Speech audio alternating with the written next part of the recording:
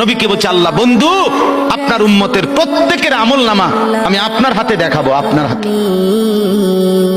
আপনার সামনে পেশ করব, আপনি দেখে কথা বলবেন আমার কাছে। সুপারিশ আপনি কইরেন মানা নাই, কিন্তু আপনি দেখা করবেন। রাসূলুল্লাহ সাল্লাল্লাহু আলাইহি ওয়াসাল্লাম যদি হাসরের ময়দানে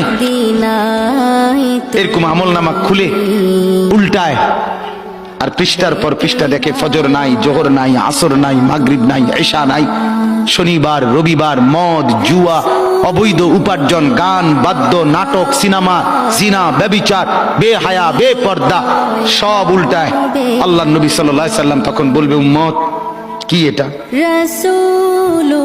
উম্মত আমার 23 বছরের এত চোখের পানির কথা একবারও মনে হয় নাই, কি আনছো এটা আমারে?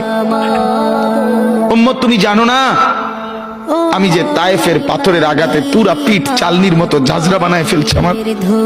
শোনো নাই তুমি? আমারে যে উহুদের ময়দানে দান দান শহীদ করে রক্তাক্ত করছে, তুমি শোনো নাই?